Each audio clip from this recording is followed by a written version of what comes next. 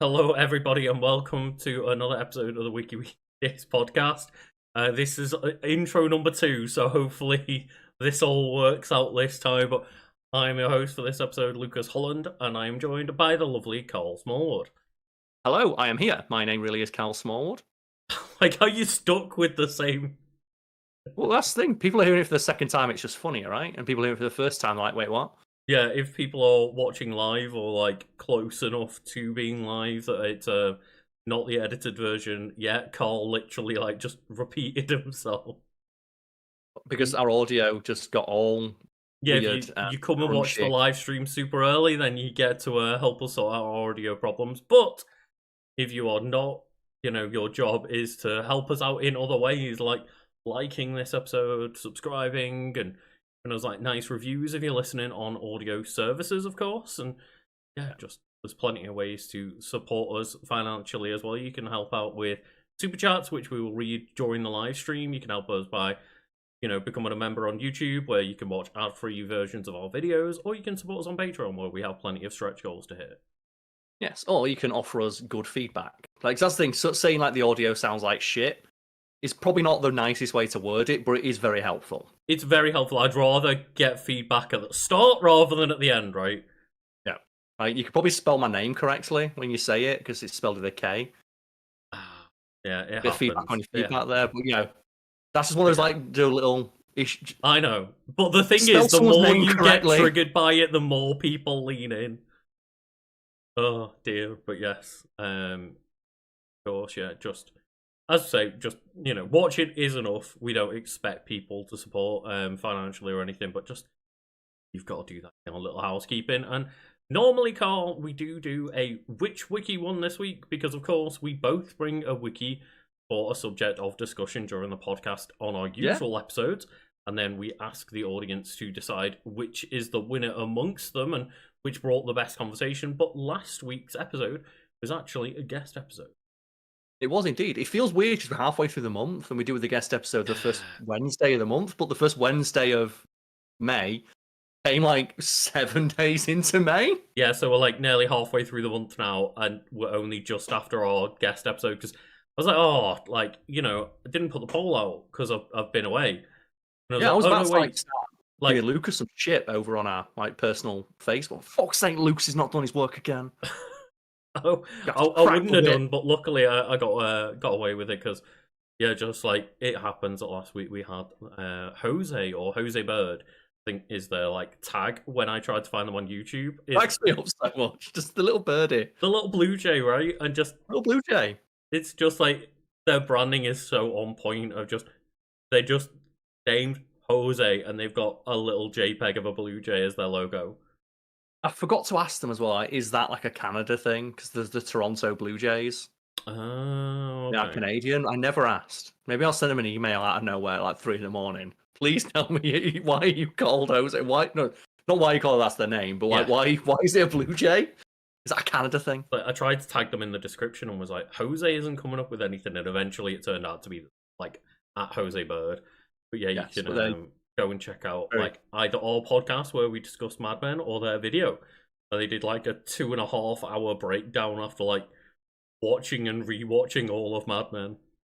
My favorite part about like our podcast is where live on air you hear me go, "Oh, did that come out?" And yeah. And it's like, man, YouTube fucking sucks. I'm subscribed to that channel and didn't get recommended the first video they've put out in a month. Yeah, literally they put out, because they do like deep dives on subjects and stuff, like a lot of TV deep dives, and they watch like the entire series of episodes and then do research and find behind the scenes stuff and like give well scripted breakdowns, unlike ourselves. And just like they released one video in the past 2 months and it didn't show up on like my home feed or anything. That's it, YouTube. But yes, we highly recommend their content, and we can only thank them for taking time out of their day to join us chuckle fucks.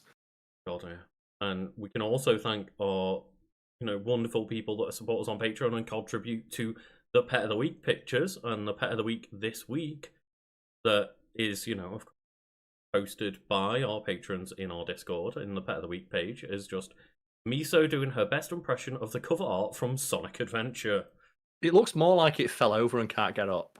I do like the old ladies like I fall and I can't get up. But have you seen the Sonic Adventure box art? Do you have that in Oh your yeah, brain? the hardest box art of all time, where Sonic just. Sonic's like, I'm good to I still think it looks lame, but it looks lame in that way where it's cool now. It's gone all the way around. Yeah, it definitely has. That aesthetic is definitely like so cool, or so uncool that it's cool all the way again. Yes, But like Sonic is. yeah, like I will admit, just say as well that yes, I know I'm sunburnt and I look it. However, it does give me an excuse to rep Trafalgar Law on the Heart Pirates. I was so scared of getting sunburned because I have like long hair. Mm-hmm. If I get sunburned, I get sunburned here, and the top of my head's white, and I look like a fucking. I look like a pint of fruity beer because it's red with the white on top. It's like the reverse of when bald men always get like sunburn on the top of the head, right? Oh, so funny. And they're They just get like the bald spot the gets bright red sunburned. spots on the head. Just yeah. I you know what I will say. Just going on a tangent. I love the fact that like Law and a bunch of those other characters that were introduced in One Piece were meant to die, and the author themselves just enjoyed making those characters so much that they were too cool to die. There's a couple of stories like that. I think it's like in the world of anime. Like Kirishima had to apologize, like the guy did Naruto. Or Naruto, if you're a fan of Attack the Block. You go watch your Naruto. Naruto. Yeah, had to apologize to the animators for like, the animated version. It's like, yeah, I really like drawing feet, but I didn't realize feet are the most ball-ache thing to animate. That's why like every character in Naruto just doesn't wear socks. Right. Well, that means they've got to like animate each individual toesy woesy every time. Yep. Those little piggies. Yeah. Check out those grippers, says Kirishima. That's like, you hear a lot about Toriyama with Dragon Ball, of how they were told by their editors to like change villains constantly and stuff, right? Of like the androids aren't intimidating and cool enough, change them and then change them again. Admittedly, Android 19 looks like shit. Oh, if it was 19 and 20, that would have sucked. Yeah. But 17 and 18, I didn't mind 17 and 18, but suppose like Cell was a deliberate fuck you because Cell, with all the spots on his design, costs so much to print and to animate. And it's like, oh, but Cell transforms. Oh, thank God he's going to transform. It's like, no, he put more spots on him when he transforms. And give him a longer tail. Oh, God. Yeah.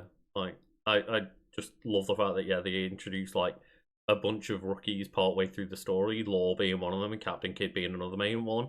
Think about Law from Tekken for a sec there. It's like, Law from Tekken's awesome. No, this is Trafalgar Law. Okay.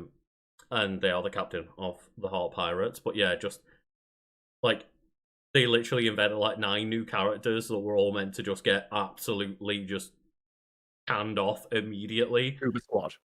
And it was like 9 different captains of like, they're all at like, similar levels to Luffy. They've all gotten to this like grand point in their adventure. And like, fuck it, to show how like powerful the enemy are, they're all just gonna die. And then Oda's sitting there going like, really fucking cool though. I like these guys, I like their powers. Yeah, fuck it, they're gonna stay alive. Kill some other goobers instead. Literally like multiple of them become like main fucking characters because it's just they're that badass. The power of swag, man. Never underestimate the power of having a unique, interesting design. Mm-hmm. Lesson for life and for anime. And unique powers as well, because obviously like it's like if you walk around striking that pose that Miso's doing, people are gonna notice. Yeah. People are gonna notice that like Sonic Adventure pose. Like, can you imagine someone walking around like that, like an Egyptian hieroglyphic? Oh, but speaking of people that need to get recognised, Karl, the last thing we need to talk about before we get into it is just shouting out our, like, not podcast producers, because that's the names that you see above, but the people in our shout-out tier, the highest tier on our Patreon. And they include? They include M. Chambers. Followed by Fallopian Starship presents The Womb of Doom. Kicking Bucket enjoys the bit, but they are subscribed to other patrons, so this long-winded name needs to be changed at some point. Tamaki. Lucille de Steel. Marcus. B of Awesome, with like 5 different B emojis afterward. Woos Willius Wonka. Lam de Llama. Little Ghost. And Judge Dredd. Also, shout outs to anyone who subscribed to that tier on Patreon for this month, because May is a 5-week month, so you get an extra week. We were talking about it earlier, of like, Yeah, do we cut out the shout outs for the end of May because it's a 5-week month? It's like, you know what? Just you roll the dice and got lucky this month. that's true. And just a reminder that the podcast producer names and all of the shout names, they just get updated at like the beginning of the month, just so that we make sure that like everybody gets an equal amount of time, right? Just no one Or as equals we can gets make fucked it. over for like joining halfway through the month and misses out. It's a hero move, though, right? Like right at the last second, and be like, perfect. It's like supporting a football team and like when they're about to win the World Cup, right? I'm like, fucking two, right? I always knew Spain could do it. Let's go. As if you didn't even just give me the one. You couldn't have just said when Liverpool have just won the Premier League. No, I no, don't follow no. football, so I don't know. They committed like to the victory. Like they won like 4 games in advance. So the season's not over, but they've already won the league. Like, If I'd do that, I'd like fucking waterboy it, like the Adam Sandler movie, and just field the fucking Goober squad. I'd feel like the footballers' kids. and obviously Just give 'em a there's go. a level of like pride in still wanting to win those last few No. games, but I would just No, be fuck like, that. yeah, fuck it. The people who have got no chance this season to play so far, put them all out. I'd go to like Merseyside Children's Hospital. It's like, do you want to play in like? Do you want to play? Just like wheel like the kid in like the cancer ward into the net. Call up the Make-A-Wish Foundation and be like, do you want to have one appearance as a professional Liverpool player? Yeah, just field them all. Who gives a fuck? Let's go. That's what I'd do. If you've already won, right? Yeah. Mm-hmm. I guess at that point it's like they want to run up the clock, but nah, man. I did enjoy like them interviewing players afterwards and like, oh, so, how's it feel to win the league and stuff, and most of them were just like, yeah, it feels great, blah blah blah, and one of them's like, yeah, it's gonna be an absolute party for the next 4 weeks, man. Let's go. I've got the biggest excuse ever to not like going for training, right? It's like, you need to come to training. Why? We've already done it. Oh, but Karl, speaking of we've already done it, bad segue. Okay. We haven't already done your wiki for this week. Yes, so gonna like pull back the curtain a little bit here about the creative process behind the podcast and the videos. Generally, when we want to like a topic for the podcast is one that we think can inspire a better discussion, whereas a topic for the videos on the weekend are ones that myself or Lucas want to put more clips in of. Like, we still want to have a discussion about it, but if it's a subject where we think there's like an opportunity to put lots of clips in or share cool moments, or if it's something new we've watched and we want to get other people into it, it goes on the weekend. This topic I've picked is kind of both. And I looked, and there are no decent quality clips of the thing on YouTube. So instead, I'm forced to talk about it in a podcast episode, because a video episode would either have no clips, so I wouldn't be able to like put in examples of things I'm talking about, or incredibly poor quality clips. And as the intro to this podcast proved, bad quality really makes people put off on the content. Exactly, yeah. And you did mention this to me like a couple of weeks ago. Oh yeah, I'd like to discuss this character soon on like an upcoming weekends video, and then you just couldn't find any clips of them. No clips. I could possibly like go get like to iPlayer or something like that, but then iPlayer doesn't let you like screen rip, and then I have to like tell the BBC where I live. I don't want to do that. And then to pull back the curtain a little bit more, you then said, "Oh, think about characters that are like, X. I won't reveal because you haven't revealed your wiki yet, but I then decided after you said that to like change my subject to fit in with something that's like going to be a bit more of a hopefully themed kind of episode." Okay, so the character I picked the wiki I've picked is the character of Arnold Rimmer. If anyone's unfamiliar with that name, that is the character from Red Dwarf, one of my favourite TV shows. What is widely considered to be one of the best British sitcoms. If anyone is unfamiliar with Red Dwarf as a concept, it is essentially just a lad's holiday in space, but it's sci-fi. So it follows the adventures of Lister, who is the last human being in existence. He works on a mining ship in space. There's a radiation leak. While he's in stasis, he wakes up 3 million years later. He's in the middle of deep space. No fucking clue what's going on. And the only other person alive is himself, Rimmer, the subject of today's video, who's a hologram, and a species called Cat, Felis Sapiens, or Felis Sapien, who evolved from a cat he smuggled on board 3 million years earlier, played by Daniel Jules. I assumed that they were a vampire. They look like a vampire. They Maybe do. they are vampire. But they are cats, and their name is simply Cat, and at some point they encounter a robot called Crichton. And it's just basically it's a sci-fi show, but the real point is it's very interesting because it's like typical boorish male humor with sci-fi twists, and that's what makes the show so interesting. It kind of sounds like what people enjoyed about Final Fantasy 15, right? Like the fantasy setting is there, but it's mainly about like boys' holiday road trip vibes, right? Yeah, I thought you were gonna say. I was like, what? Who's ever said Final Fantasy is like Final Fantasy 15 is a positive? I was so thrown off. But for anyone like Lucas who is unfamiliar with the character of Arnold Rimmer, that's the beauty of Wiki Weekends and Wiki Weekdays, where the wiki has got a back. So Arnold Judas Rimmer, his middle name is Judas, is a fictional character and one of the main characters of the science fiction sitcom Red Dwarf, played by Chris Barry. Rimmer is characterized as a second-class technician and the de facto leader of the mining ship Red Dwarf. So in the context of a show, second-class technician is the second lowest rank on the ship. The only person he outranks is Lister. But because they're the only two people left alive, he's a hologram, but he's still technically considered to be like, alive for the purpose of the show. He outranks him and is therefore in charge. So, because it's a dumb British humour, the H on their forehead, I presume, just means hologram.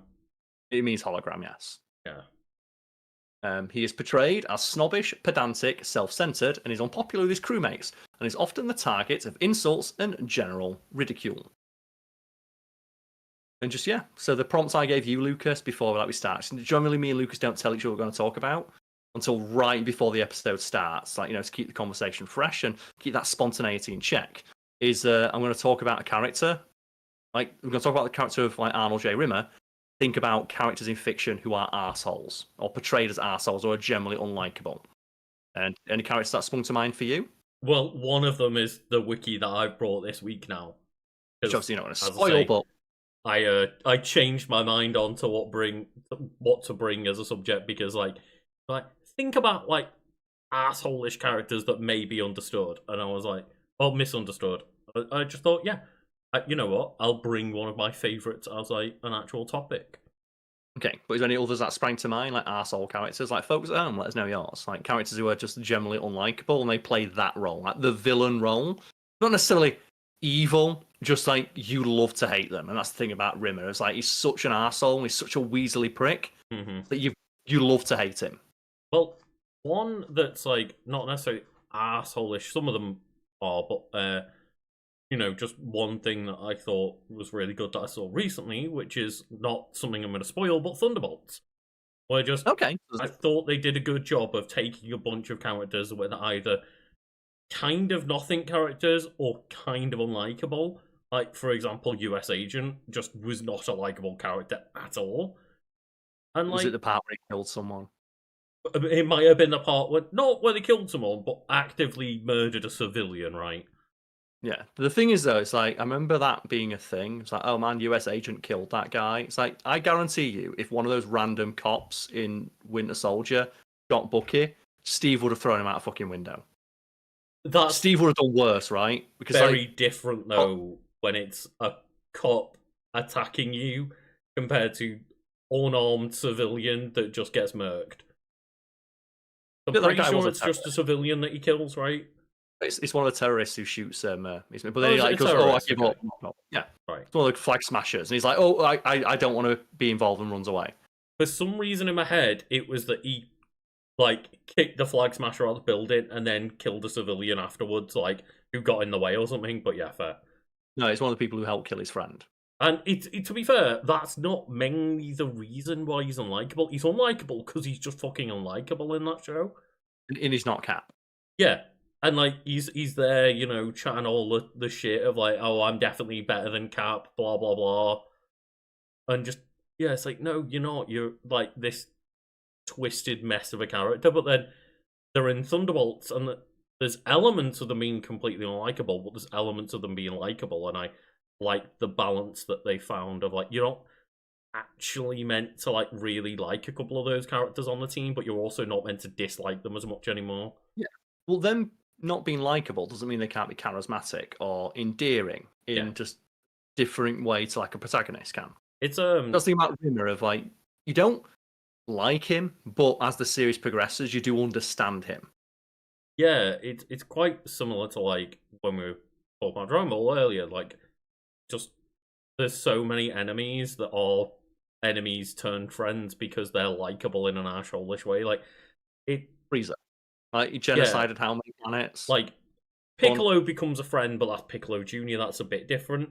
But like Vegeta, Piccolo, the androids, like so many of them are enemies turned into friends because it just even like Tien and Yamcha, right? Yeah. Like so many of them are just, oh, you're a prick, but we kind of like you. We were playing through like Baldur's Gate, right? Like, there's loads of characters in that who were initially just really standoffish and unlikable. You have like your Astarion, like he just like tries to gut you a second when he meets you, but you play through the game, you get to know him, you understand why he acts that way. Same with Rimmer, but you know, I digress. Mm-hmm. He has numerous like nicknames that I'll go through now. So his aliases include Ace Rimmer, Billy Doyle, Dangerous Dan McGrew. His nicknames include Goalpost Head, Alphabet Head, Smeghead, which is an insult they came up with because they couldn't call him like a dickhead. Like post or pre-Watershed, which is the time in the UK. Like generally before 9 p.m. is where you're not allowed to have swearing on TV because kids might be watching. So they thought of a nondescript insult of Smeghead. I mean, there's further things to be said about that because like Smeg is like a bit of a slang term as well, right? It is. And that's how it got past the censors because it wasn't a widely known slang term at the time, so that one kind of flew under the radar a little bit. But It I'm a has got fan of a when good like swear. it's got a good ring to it in terms of like your Smeghead. Yeah, there is an art to a good insult, Mm-hmm. and being online, I have been subjected to like an unfathomable amount of insults, and the ones they never like get me here, but a couple do make me laugh. I'll smirk, and the ones that do that are the simple ones because an insult is like a verbal slap across the face, and a verbal slap across the face works if it's surprising, if it's instant. Like if it's just if you like see the slap coming a mile off, then it's not as effective. That's why something just like simple and blunt, like calling someone a twat, works so well. Or just going for, you know, the more off the wall option, like calling them a dick wizard.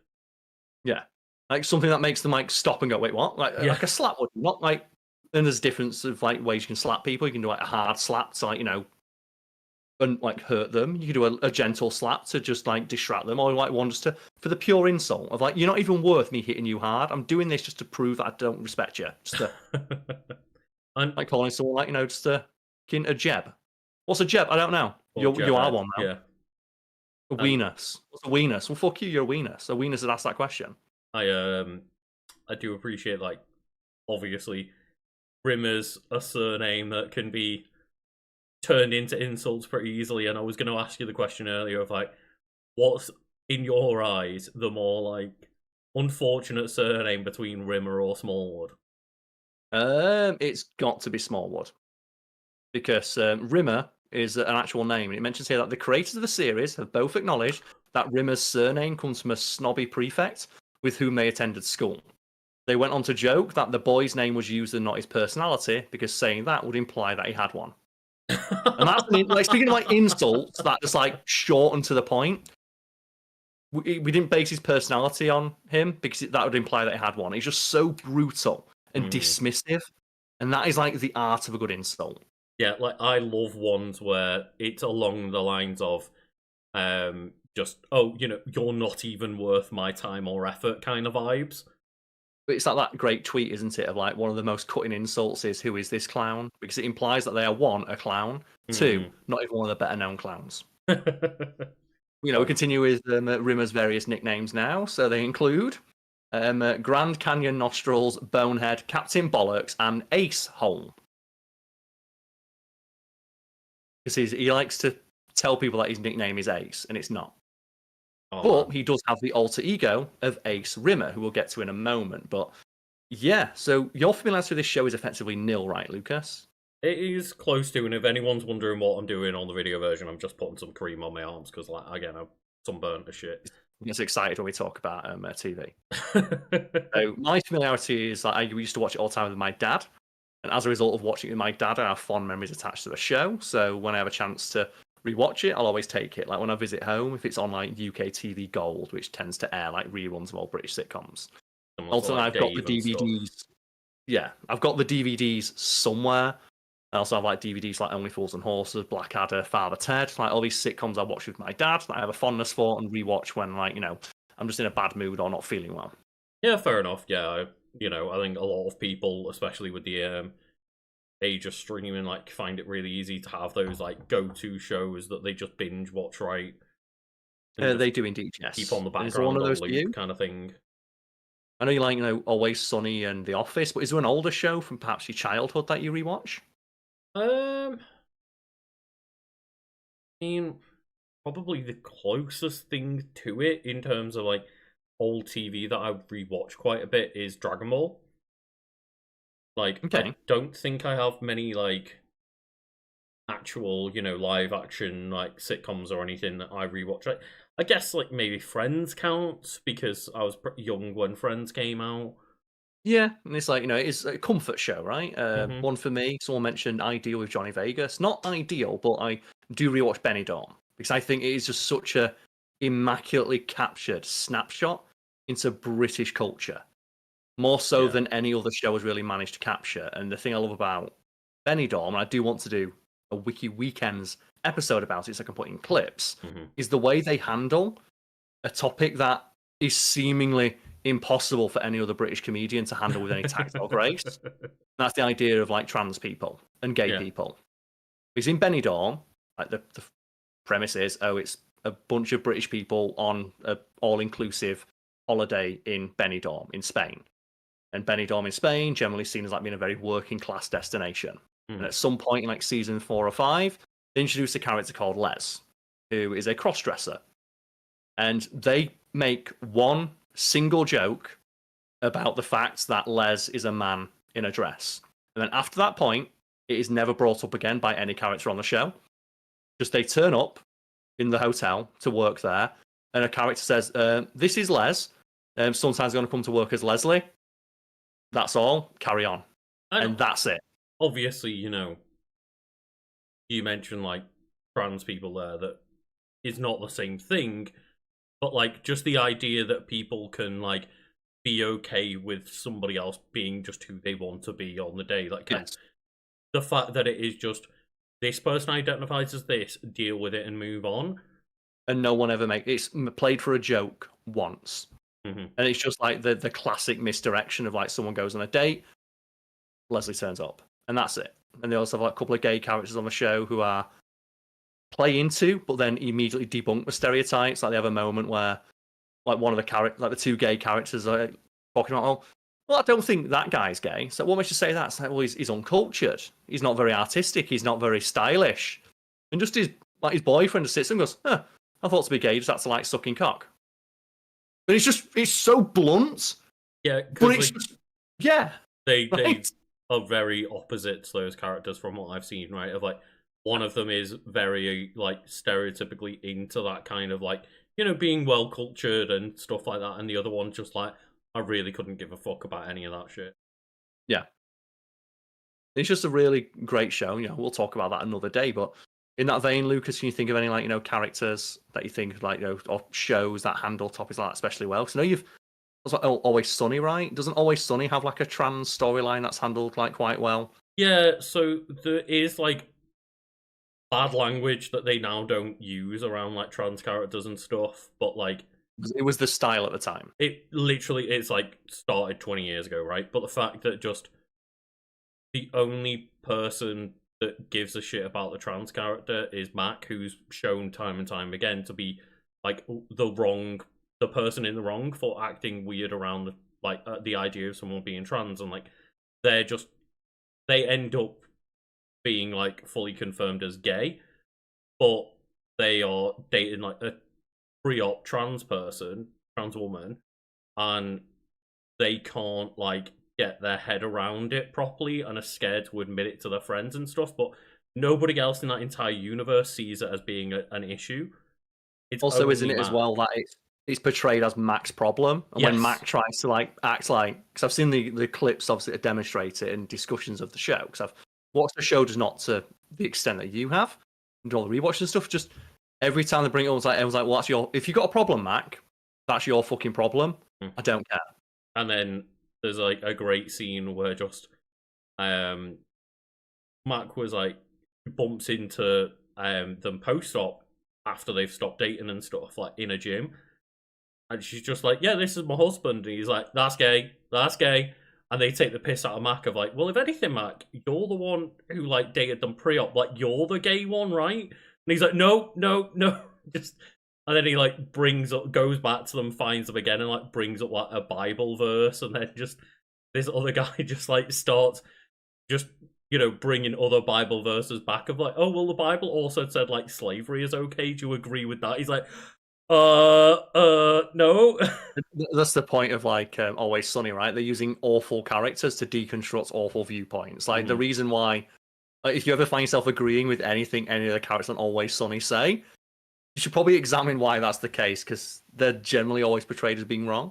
Generally, there's a couple of more genuine scenes, like Max coming out is done really well. Of course, yeah. But generally speaking, if like you agree with what those 5 main cast of characters are doing or saying, then you need to like think about what you agree with, right?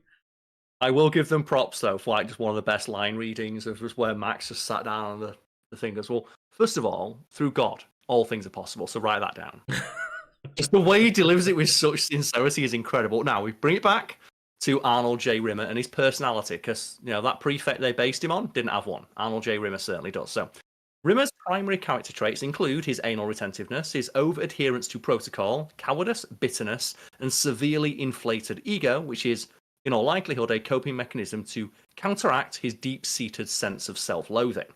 One of the reasons why this sitcom, I think, like Red Dwarf, it's just a step above your regular sitcom, because it does have those moments of like those genuine, like heartstring tugging moments. And they have an episode where sci-fi show, so you can do a silly outlandish plot like this. There's a robot from the future who comes back in time and just travels through time, deleting people from existence who haven't lived a quote unquote good life. And throughout the episode, they have like the moralizing and the conversation. Like, well, what constitutes a good life? And like Rimmer says, like the joke is like, if I'd have known there's an evil robot out there that'd kill me for not being a good person, when I called up all those like charity drives, I'd have give them like my own credit card number. And then the character of Crichton says, it's not about being like a great philanthropist or helping people. It's simply about seizing the gift of life. Right. You don't have to have done great things. You just have to have lived a life that other people could see was a life well lived. And this is one of the reasons I love Red Dwarf. It literally has changed the way I approach my day-to-day life. Like, that episode really resonated with me. It's not about like being doing like, going out there and accomplishing great things. It's just, when you get to the end of your days, if you could see a creator, whatever the form they take, and they ask you to look back on your life, would you be proud of what you did? And that simple question made me really think, like, yeah, that's a really, really good point. It's not about doing something massive. It's just about the little choices you make throughout your life and whether or not those choices help make the world a better place. Yeah, and like I do strive to just like live with the mentality of like, I'm okay with things not being perfect as long as I know that like I'm striving to make an effort to at least do a little thing every day to try and make somebody else's day better. Yeah, well, I've talked about this. Would you allow me to tell a story, Lucas? I would assume so. Yes. Okay, so this is something I've been thinking about like on and off for a while, because I've had like some pretty big life things happen in the background, and this show actually did, as I said, it inspired me. And I don't mean that in like a sarky way. I mean, it legit did change my life. Because I said I rewatched this show when I'm upset or feeling down. I was going to say, you mean this show as in Red Dwarf, not the show Wiki Weekdays that we are presenting now. Yeah. If anyone out there does rewatch this show to feel better, well, like, we appreciate that. It does make us feel good to know that we are improving or helping people through a dark time. But when I was experiencing a dark moment in my life and I was rewatching Red Dwarf, this episode happened to play. And that really struck with me, that moment of it's not about, because it was a point where I was thinking to myself, like, what do I actually do? Have I even got a future? Like, what am I going to do in like the next 10 years? And when this moment happened, I sat down, I thought to myself, what's a little thing I can do every day? Every day that by the end of my life would have added up to something major. And my decision was that every day I'm going to go out there and make one person laugh. That might sound like a very simple, basic goal. And that was the point. It's something so simple, I can do it in 10 seconds. You can do it like in 10 seconds just by telling a funny joke, a not joke, or talking to one of your friends, or just making a witty observation when you're in the queue at the supermarket. But my thought process was, by the end of my life, if I do that every day and I live as long and full of life as I can, when I get to like 80, 90 years old and pass away, I can look back and think there's probably like hundreds, thousands of people whose day I made better. And then when Fact Fiend took off and started getting like hundreds of thousands of views, I was like, I had a moment of epiphany of like, do you like Thanos when he sits down? It is like, done. I've accomplished my life goal 10 times over by the time I'm like 25. Yeah, I'm good. We hope to continue to like make people laugh, make people think about things, make people more welcoming, like make people just have something to listen to in the background during them doing some medial shit even. Yeah, because that's the thing, like, for us, this is just me and you, like, shooting the shit, but we don't know how this can affect someone. Like I said, I'm sure when they were making Red Dwarf, like, they presumably wanted to make a point. They probably didn't think, like, 20, 30 years later, it would, like, change the trajectory of someone's life who wasn't born when they were making the show. And that's the thing is, like, I listen to a lot of podcasts, and I listen to them mostly for, like, entertaining conversations while I, like, play some games and stuff, like, podcast games. I'm sure people know what I mean by that. But, like, Background, right, yeah. that doesn't add up to much when I think of one individual episode most of the time. But when I think, like, oh no, I've listened to, like, dozens or hundreds of this, like, group of people having a conversation, all of a sudden when I think of it as, like, years worth of listening to them and them, like, just helping me get through the day, that adds up to a lot more, right? Yeah, and that's why, like, I'm very content with whatever success Wiki Weekends manages to achieve, because that's it, I'm done. And I set myself a goal that I thought would take a lifetime to accomplish when I was in my 20s, and I got it accomplished 5 years later. I'm fucking golden. I've got so much like black in my ledger. I'm fucking good. I can go out there every single day and tell every person I meet to fuck off, and it won't even make a dint. Dude, I can. I do want to say as well, that wasn't me trying to, like, fucking glaze ourselves or anything. That was just me, As an example. just trying to, like, go through, like, my own experiences with other people. Just, Yes. like, knowing that, yeah, we might not be making everyone laugh every second, but, like, hopefully, what we're doing is, like, helping people in a way. Yeah, even if it is just like, providing background noise to distract you from the humdrum of daily life. Exactly. So, you could do that with anything. You could do that with like music, a movie, a TV show, but you choose us. And that is very, like, it's nice to hear. In regards to Rimmer, like in that episode where like the Inquisitor comes back from the future and tells Rimmer, justify your existence. And what the Inquisitor does is it's yourself who interrogates you. You're interrogated by yourself of whether or not you've lived a good life. And Rimmer has this like really heartbreaking speech where it's like, you're a piece of shit. He's like, oh, I've lived a good life. And his own self is like, no, you haven't. And he just sits down, he put the front drops, and he goes, well, I might be nothing, but from what I grew up from, nothing's an improvement. And like, yeah. You like I said, you don't like the guy, but you understand like why he's such he's so annoying and such an arsehole. Yeah. And why he's such a massive chip on his shoulder. And like, not in the same way of like coming from the perspective of someone being an asshole, but like it's a conversation that I had a lot with my dad being younger, especially where like a lot of the time, he'd have conversations with me. I'd be like, look, I do try my best to like show my affection, but I grew up with like a parent and a generation that were not willing to do that, and it was not manly to do that, and I'm like trying my best to be better than that. Yeah, I see a lot with my dad.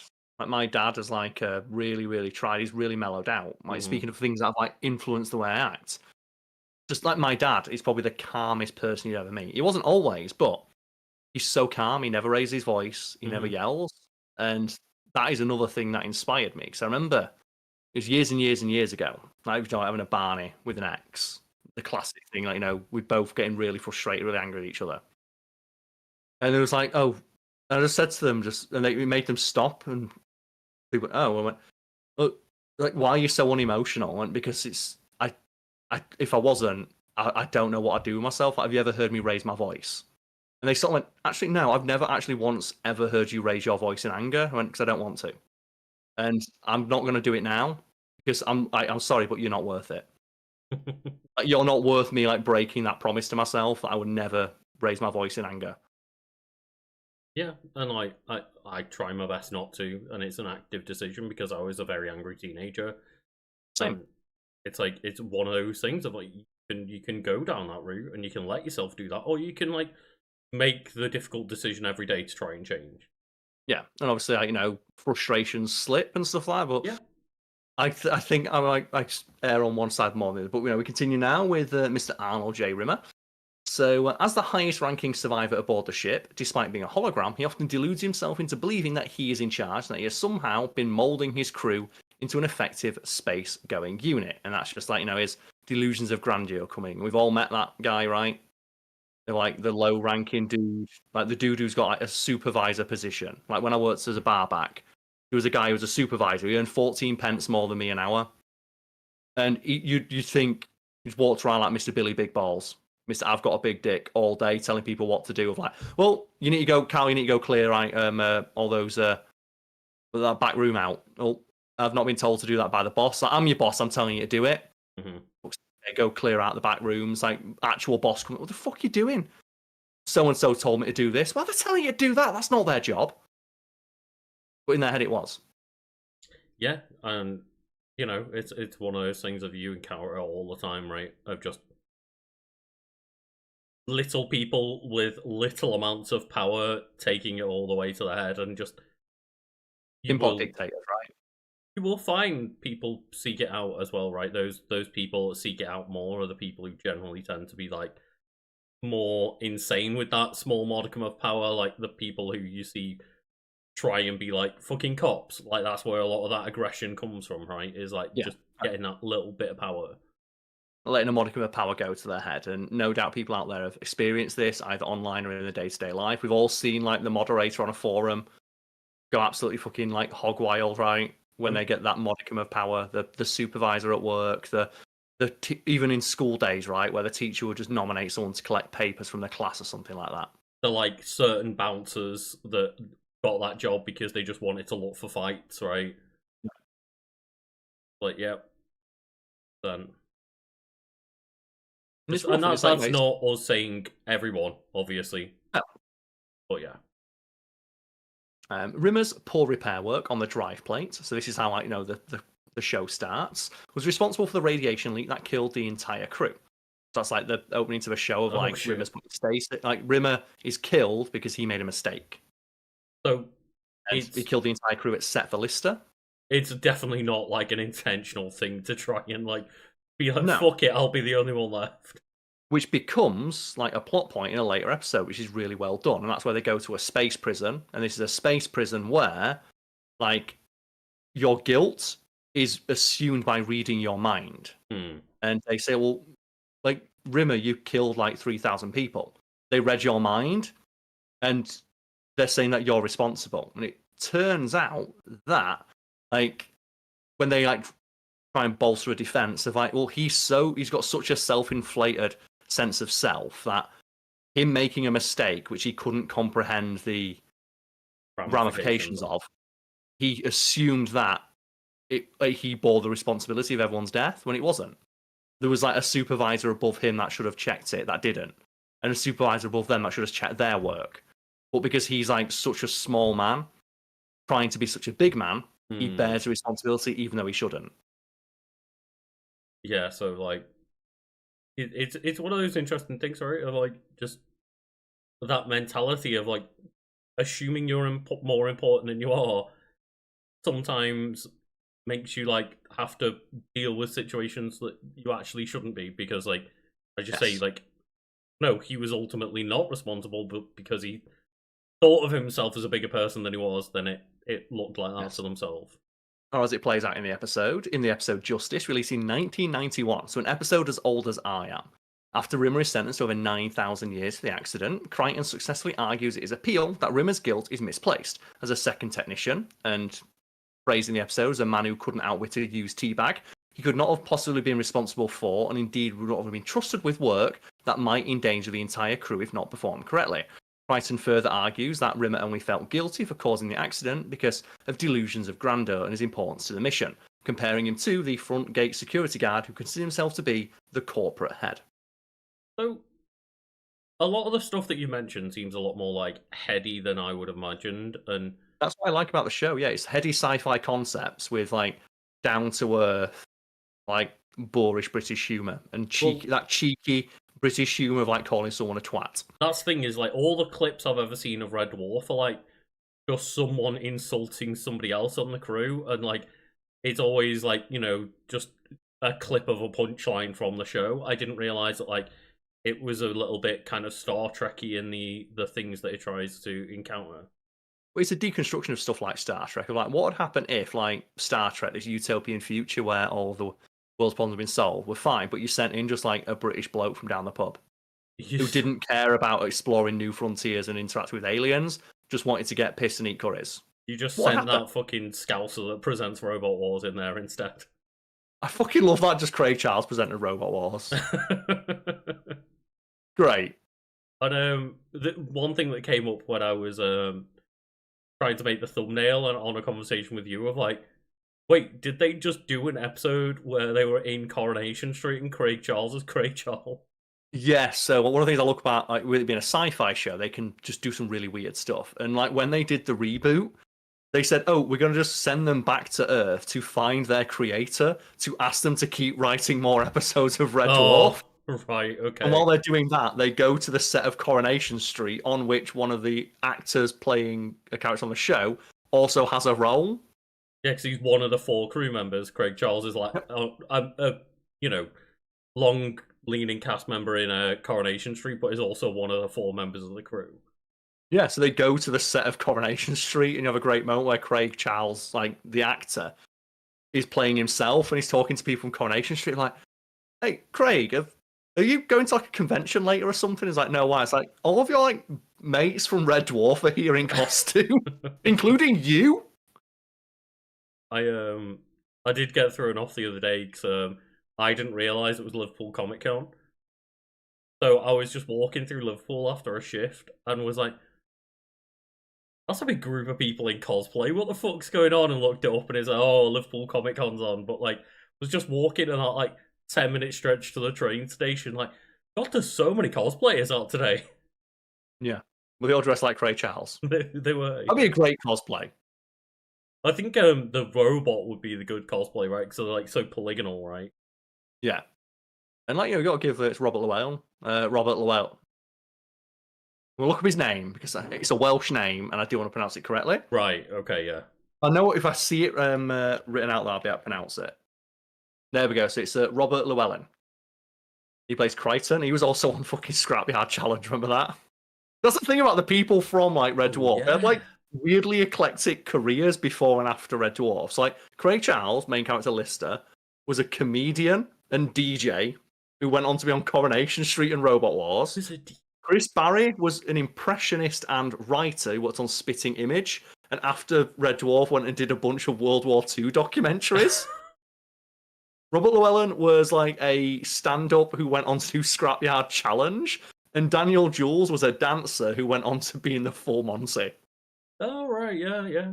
I didn't pull those 2 and 2 together, but like, it's one thing that I saw recently, like someone I can't remember who, but like I was watching a YouTube video that was like, oh yeah, and you know Michael Palin, like great man who did like a bunch of Monty Python stuff, which we'll have to like I'll have to watch from Monty Python and talk about it soon, like an anniversary of some kind. But like, oh yeah, Michael Palin just goes on to then like just be the most boring documentary person for the next 20 years of like Do you want to know Just what he about wants. like railroads? It's like I guess so. It's like Chris Barry, just like he's that weirdo who just really likes World War II, so he used his pull to just like do a bunch of documents like Douglas Bader and stuff like that. Yeah, just like Just Michael wanted to, Palin just traveling the world in like the most monotonous voice ever for the last 20. Like yeah. I At respect least it Craig though. Charles. Yeah, I respect it. It's what you want to do, right? So at Hmm. least Craig Charles, well, you know what? I want to go present Robot Wars and Takeshi's Castle. Yeah, I'm gonna own your Saturday night. that 'Cause was you knew it, you were in for right? a good Saturday night when you watched like Takeshi's Castle followed by fucking Robot Wars. Oh god, yeah. And then you watch the new Takeshi's Castle. British presenters fucking ruin it. They're terrible, right? So, many episodes of Red Dwarf focus on the conflict between Rimmer's ego and his neuroses. In Confidence and Paranoia, Rimmer manages to trick Lister into generating a hologram duplicate of himself to provide him with a companion. However, as a consequence, his self-loathing in the follow-up episode Me Squared, the two Rimmers are incapable of getting along.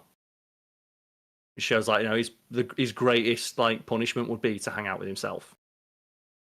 And that's just something you can do in a show that has a sci-fi bent, where you can just do, okay, we're gonna make it so there's two Rimmers. How do fucking sci-fi bullshit explanation go? That would be horrible or amazing, right? Of course, yeah. That's the thing. Like, if you met a clone of yourself, do you think you'd get on, or do you think you'd pick apart all of your clones, your neuroses and That's the thing, because shortcomings? I'm like, if I was able to just be like, let's hang out, grab a couple of ciders, and like play some video games. If I was With able to like narrow that in quickly enough, I think I'd have a great time. But if I let enough time pass where it was like, oh no, my insecurities are like running in my head, I think I'd immediately fall apart. Yeah, and it would be like, you know, a literal reflection into you as a person. And I Mm. am noticing and spotting all the people in chat dropping Red Dwarf quotes, but I can't just repeat them without context in the video because Lucas won't understand them, the audience at home won't. But I do see them and I do appreciate them. Mhm. In the episode Better Than Life, Rimmer enters a simulated reality designed to fulfill all of his desires. However, the game instead tortures him as Rimmer's self-hatred is so great that his deepest desire is to make himself suffer. Yeah, yeah. And Because that's where they go into like it's an alternate reality. You can do anything you want. This is better than life. And like Lister's like, I want a Ferrari and a cocktail. And he just drives down the beach. And before he does it, like, just gives Rimmer the middle finger and drives off. And then Rimmer's like, what can I imagine as like the best way to travel? And he gets like a fucking like Mini Cooper. And he's just like, he trundles to the beach. But then later in the episode, he turns up. It's like he had like 5 women on his arm. Hmm. And the next time he turns up, he's like just disheveled. It's like, what's up? I thought you were with like that Superman. It's like, yeah, this morning I woke up and she had 5 kids. Oh no. Because his mind can't comprehend nice things happening to him. Yeah, yeah. He hates himself that much. God, that talk about a fucking jump scare. Waking up and all of a sudden you've got 5 children, like, dear God. Yeah. And it's a really interesting like sci-fi concept of like what would happen if you like, you know, went into a world where all of your deepest desires were answered. But deep down, your deepest desire was that you knew you didn't deserve happiness. Mm-hmm. And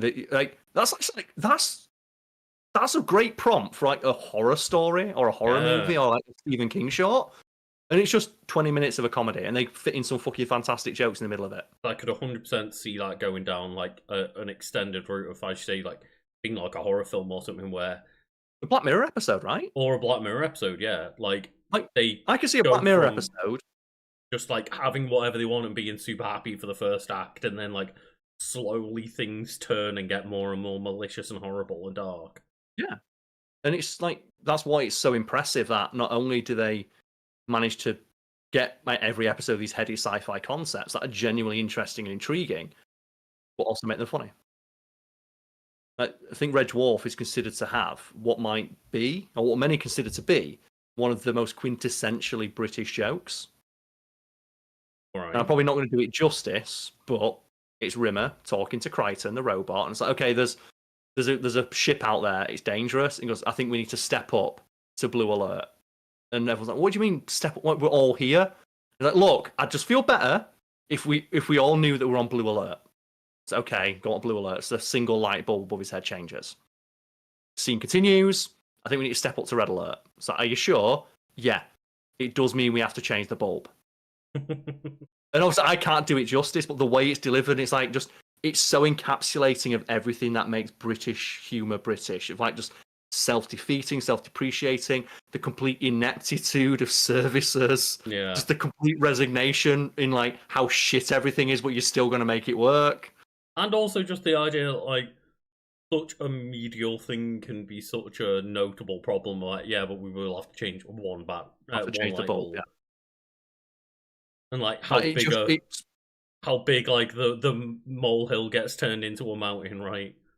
entire thesis statements on comedy and British comedy in general have been written about that one joke, about how it just so perfectly encapsulates British British mentality and humour. It is this single line, this like 3-minute long scene of just them like just joke after joke after joke. But despite his cowardice and tendency to run away from any kind of danger or fight, Rimmer is a member of the crew most willing to kill, preferably in the safest and most cowardly way possible. Like, just stay in the ship and press the big fire button.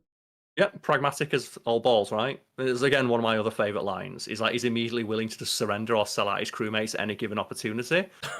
And like just one of those, like, just it's so out of left field. And knowing that Robert Llewellyn is Welsh, it's even funnier. It's like, okay, send out a message on all no frequencies and in all no languages, including Welsh. And it's just, oh no, why dunk on the Welsh?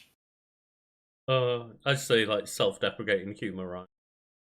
Yeah, where it says here that in the episode Terraform, a Sci-Moon, sculpted to reflect Rimmer's psychological profile and makeup, becomes a desolate, swampy hellhole, dominated by Rimmer's self-loathing, personified as a sadistic beast with a metaphysical graveyard, marking the demise of his various virtuous qualities. And that episode is also really interesting, because, like, similar to the episode where he's been like, his own mind can't comprehend nice things happening to him, they say the only way to escape this place is to make Rimmer feel good. Right. And we need to make him feel like he's a member of the crew and that he is our friend, because that will allow those virtuous qualities to like become manifest and save us. And it allows Chris Barry to do something, because apparently he hated playing Rimmer because he didn't like playing like this like weaselly cowardly role. Mm-hmm. And he'd repeatedly campaigned for, can you give me anything else to do? And that was one of the episodes they gave him, where he gets to dress up like a bunch of swashbuckling characters and save the day. I guess that's like one thing that must be infuriating when we're talking about like sitcoms where everything has to kind of stay the same but also change a little bit. But like the kind of status quo is always, for most sitcoms, pretty much like gone back to the start when it comes to each fresh episode, right? Yes, but like Red Dwarf does kind of circumvent that a bit. There's a few moments where they completely ignore canon. Like between like the last season to air and the reboot, it ends on a cliffhanger where everything explodes and they've never explained what happened. Like, no, fuck it, everyone got better, screw it. It's fine. Maybe they did in later episodes, but when I watched like Back to Earth, they never explained what happened. And I was like, okay, I guess they're just not going to do that. But ultimately, they sometimes change the status quo. So, Rimmer's personality flaws are in fact completely a result of his hang-ups, because an alternate version of Rimmer, Ace Rimmer, who was kept back a year in school, learned humility, inner strength, and grew up to become a charming and well-liked Space Corps test pilot, interstellar hero of the multiverse, and sexual seducer. And that's one of my favourite episodes of anything. Yeah, I remember you mentioning this one before, right? Of like they encounter a version of themselves that has everything that they would want, and they're like, what the fuck did I do wrong? Yes, so it's an alternate version of himself called Ace Rimmer, and like Ace Rimmer's great 'cause every time he turns up, just his catchphrase is like, "Smoke me a kipper, I'll be back for breakfast." But then every time someone talks to him, he's just so handsome and charming. Everyone's like, "What a guy!" And like you see him roll up, like he walks in, like every person wants to sleep with him. There's alternate versions of like Crichton and Lister and the cat, and he rolls up, and like Rimmer is just like seething. He's so mad. It's like. And Lister asks him, like, why are you mad? He's you. He's like, yeah, but he's me who got all the breaks. It's like, no, he's from a universe where one thing's different. Yeah. Just one thing. And you find out at the end of the episode that one thing is that Arnold, like the Rimmer of like the show, went forward in school, whereas Ace Rimmer got left back. So, and he says, by his standards, he got the break. But being that just lit a fire under my ass, and I kept fighting, or I fought it, and I've never stopped fighting since. Yeah, And I am everything he could have been if he didn't make excuses for himself, and it all stemmed from one choice. If he earned himself like a little bit of humility and became more humble, right? Yeah. Just that's the difference, is that that person like got taught a lesson at a very early age and decided, no, I need to make a change. Yes, and they have a really, really great moment, which like genuinely like changed the trajectory of my life. And it's where like Rimmer and Lister are talking, and Rimmer says to like Lister, like, "What would you do if you met an alternate version of you, who's like a dick a mile long and a PhD and being wonderful and amazing and that everyone likes?" And he goes, "Well, I am that Lister." I was like, "That's the joke." But he goes, "But honestly though, that guy exists." Like when Ace first walked in, he called me Spanners. Turns out in his universe, there's another version of me called Spanners, who's doing really well for himself. Like he's a mechanic in the Space Corps. He's married to like his version, like his universe's version of my high school sweetheart. He's got 2 kids. And Lister just says, "I'm made up for him. Whatever he did that I didn't, he deserves the lot." And just that way of looking, like, and that's just 2 different ways of looking at it. And one leads you down a path of like just absolute just madness, right? Like that way madness lies, like the self-loathing, just excuse-making piece of shit. And Lister's like, well, whatever he did that I didn't, he deserves it. And like, you know, he was presented with a choice and I made the wrong decision. And I can't fault him for making the right one.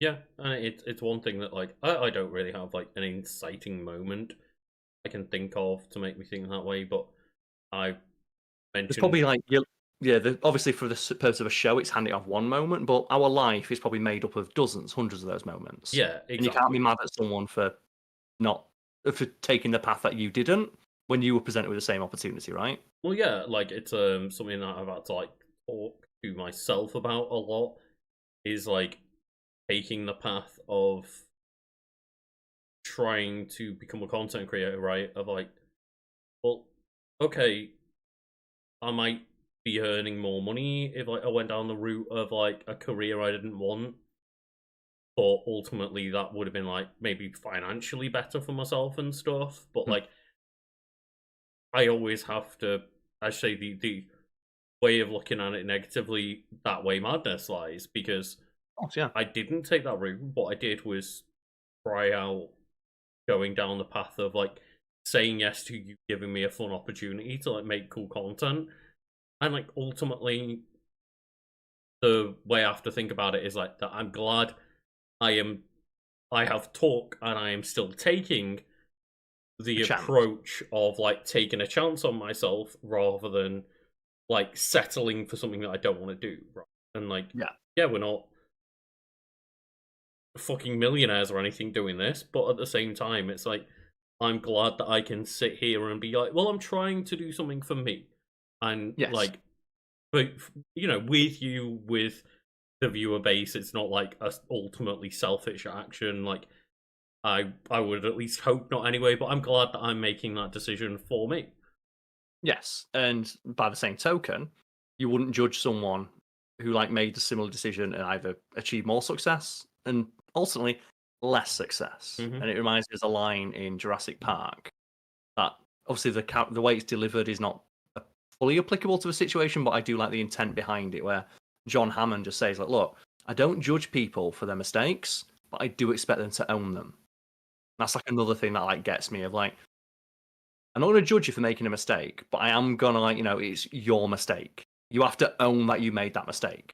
And one thing that's funny is like you say like if a friend managed to do this and stuff, like I was trying to make content before getting on board with you and Fat Fiend and stuff, and like I'd gone on and off and hadn't committed as hard to it, but like I'm glad knowing that you got success doing this before I was involved, and I just felt happy for you. Like that's one of those moments where I was like, well, at least I know that I'm not going to be like a selfish prick about this kind of thing and like just jealous. And for me, it's like this is one of obviously it feels weird to say a TV show made me think this way, but it's more like it helped crystallize that opinion and like seeing it so succinctly worded, because obviously like life tends to be messy.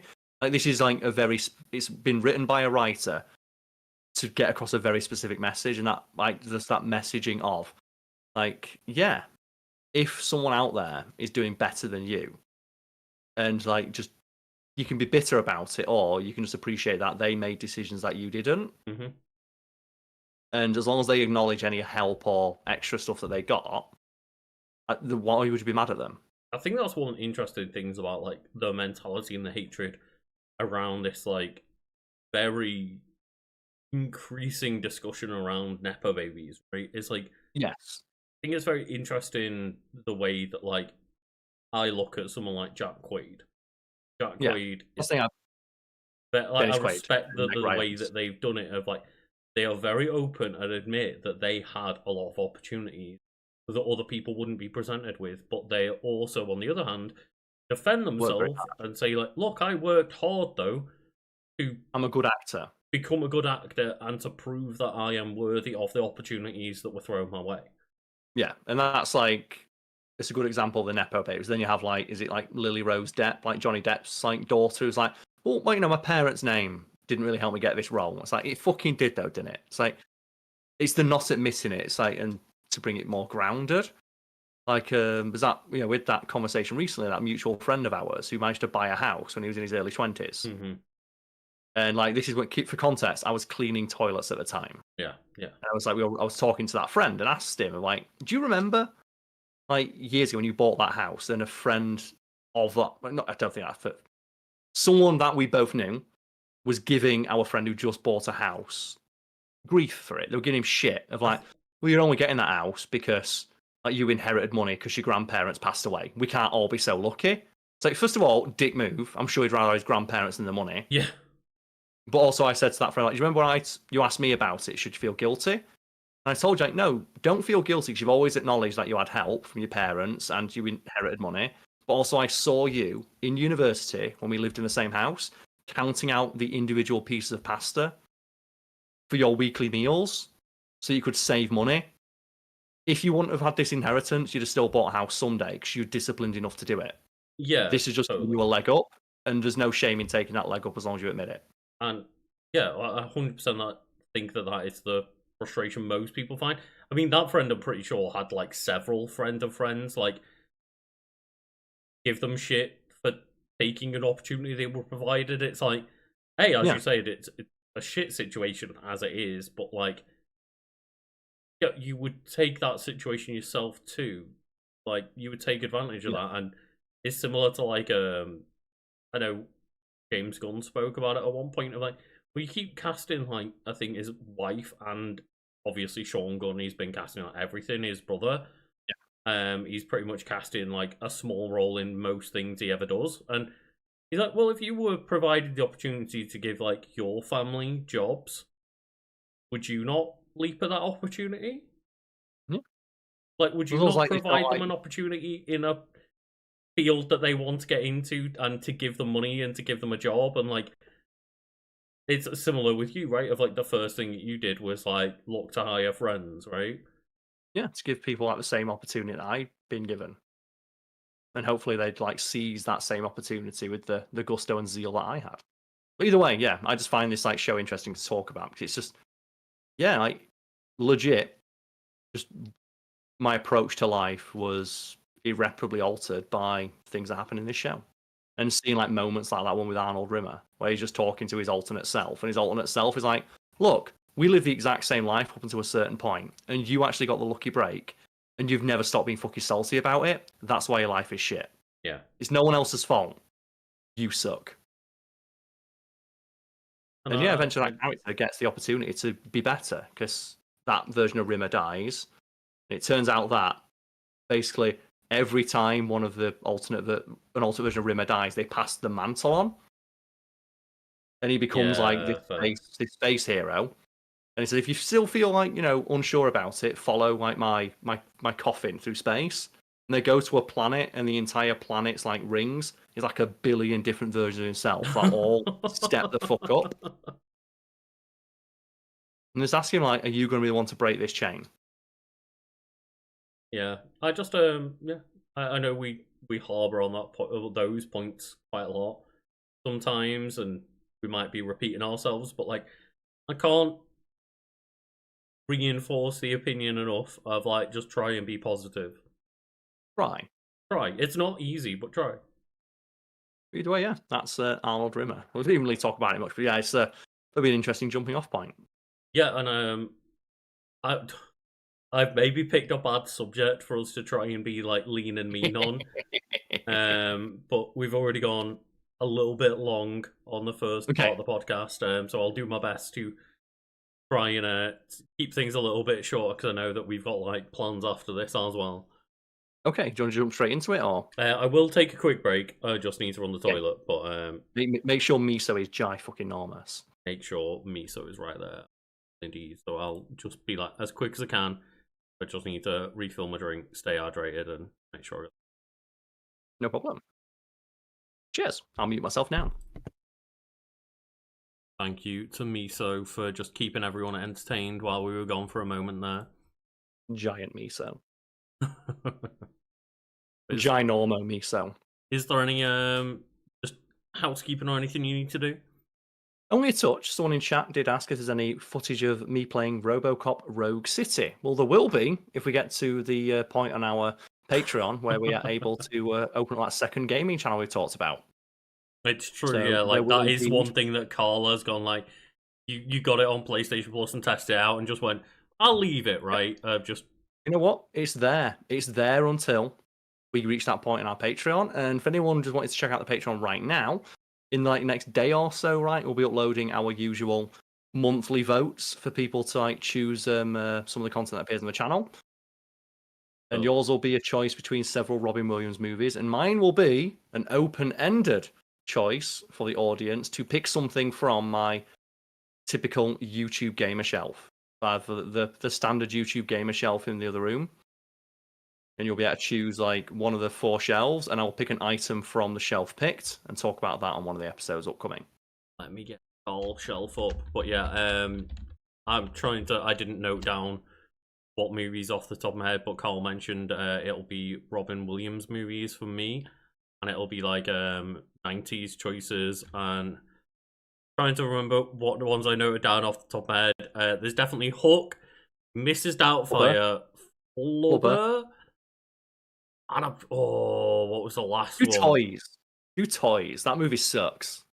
See, to be fair, I've never watched Toys. I never watched Hook, so there we go. You put toys on there. So I could put Toys on there. If you want to talk about toys, you know what? I'll replace my 4th option and make Toys the 4th option.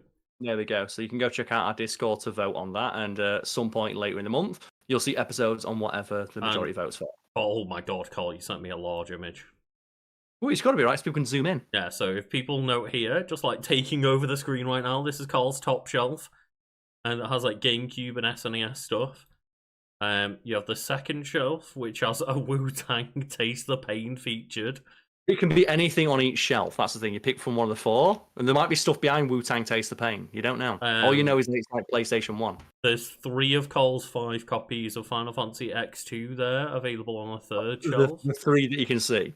The 3 that you can see. Wait, how many do you have? You'll find out if people vote for that shelf. Because you have more than you think. Anyway. There's also Transformers Devastation twice on the bottom shelf. And what looks like maybe like Yu-Gi-Oh! Pokemon cards? Pokemon decks, yeah. Pokemon so it could be any of those things.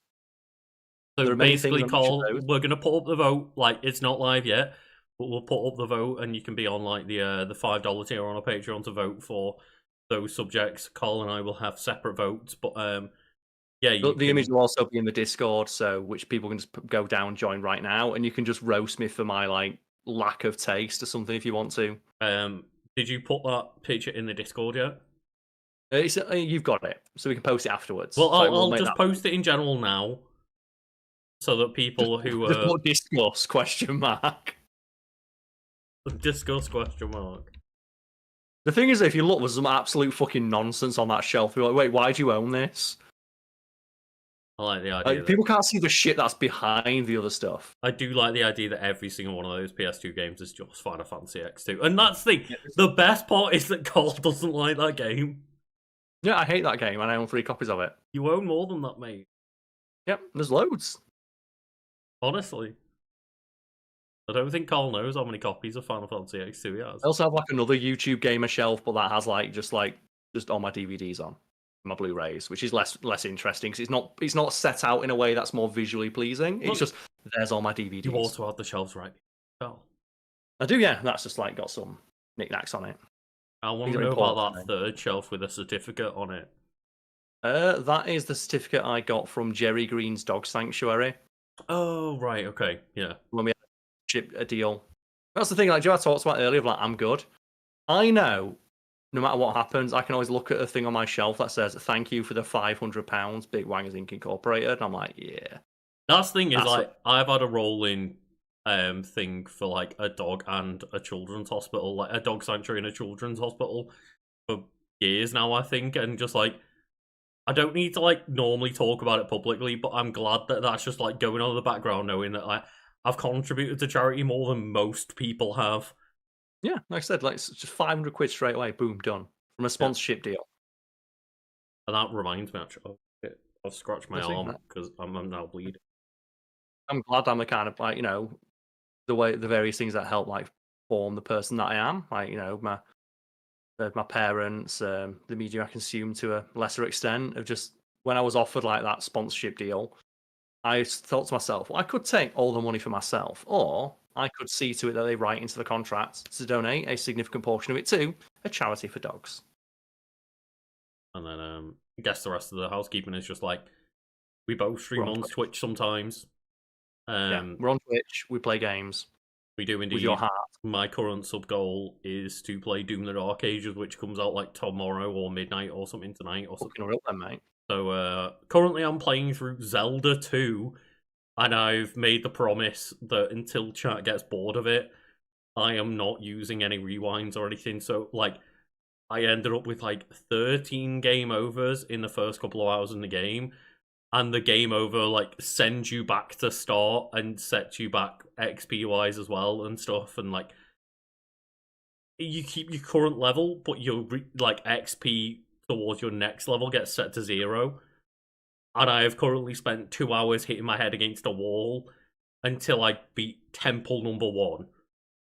Ah, it's fine. And it's if you want to see that, you know where it is. Yeah, so that currently is the me grinding my head against a wall option, and then afterwards I'll hopefully be playing Doom the Dark Ages and having the power fantasy version of just ripping and tearing everything in sight instead. The amount of clips I've already seen of people playing that game, standing stock still, shooting enemies from really far away. It always reminds me of our mutual friend where he talks about watching his brother play Borderlands, and his brother played Borderlands as Axton, only used assault rifles, and only crouched behind cover using headshots. And would occasionally just pop up to throw out the turret, right? And that was it. No, he never used the turret. Oh, I thought they said they used the turret, but that was all. No, grenades. I don't like saying you're playing a game wrong, but you're fucking playing a game wrong. But Lucas, what have you brought for discussion today, my friend? Well, you're not playing a game wrong. I don't know. Getting bad on your tangents, mate. Bad tangents. No, but I like leaning into the bad tangent opportunities. That's the broken part of my brain. But I am talking about a video game. I am talking about a sci-fi video game, and I am talking about an asshole-ish but likable character within that sci-fi video game. Okay, where's this going? Well, this is something that you're very familiar with. So can you guess what the sci-fi video game that you're familiar with might be? Super Metroid? With characters, Karl. Ridley's a character. With characters that talk, Karl. Dead Space? One of my favourite sci-fi games. Similar time period. It's your favourite sci-fi video game that isn't Halo. Or Metroid. Gears of War? Fucking Mass Effect, Karl. Come on! Oh, Mass Effect! Oh, we've already done Mass Effect, so many Mass Effect episodes, I didn't even think to mention it. Well, I am talking about a character from Mass Effect 2 that is often, disliked, which is Jack. Jack's great. Who dislikes Jack? A lot of people don't like Jack upon first meeting them, right? Well, because she's a likeable asshole. Yeah. And the more you learn about the character, the more you come to empathise with them. And even if you don't necessarily like them, you understand why they are the way they are. Good pick. Because yeah, Tell me about Jack. Jack starts out as like the character that you meet is like, "Fuck off! I hate you! I'm going to kill you all! Let me escape!" and turns into like one of the most relatable and likable characters in your entire crew. Yeah, and they are like one of the single most powerful biotics in the universe, right? Biotics being just Mass Effect word salad for they've got psychic powers. And all of Mass Effect 3, in terms of like party size, is an absolute crime. The fact that they like halve the amount of party members that you have. Including one that's just exclusively DLC. Yeah, but like goddamn Jack, I miss Jack more than any other character that is missing from Mass Effect 2, and that includes Thane. Like I miss Legion. I love Thane. I really like Legion, but Jack is the one that like I romanced Jack in my first run, and I really missed Jack in the crew. The Jack romance is interesting because at the moment, me, you, and a mutual friend are playing through Baldur's Gate, and I was telling you about like because I played that game through like start to finish like multiple times now, and I've gone through like each of the main party members' romances. And the one that surprised me is the Astarion romance, because his romance is really interesting because he's like possibly the most flirtatious character you encounter. Yeah. But you find out like a defense mechanism. Oh, okay. Like he immediately tries to like fuck the player character straight away, and that often gets misconstrued as being really horny. It's like no, it's because that's the only way he knows how to make himself feel safe is by making the person think they've got power over him. I mean, and as that you break down the rules, also break down his walls, so, like you learn a lot about him. Yeah, the first thing though in our playthrough that happened with it is just like decided to bite you, but for some reason you'd like taken his clothes and he was just butt naked, and it looked so bad of Astarion just creeping up on you in the middle of the night naked and mounting you and biting you. Yeah, but he does have like a really great arc because like if you start to romance him, like halfway through the game, he tells you straight up of like, "Can we just not have sex?" And you ask him why. He's like, "Well, I use that as a tool to get what I wanted for so many years. I don't like feeling used. Can we not do that?" And it's so earnest, and the performance from was the performance of Astarion again? Neil Newborn, right? Look it up. I think it's Neil Newborn.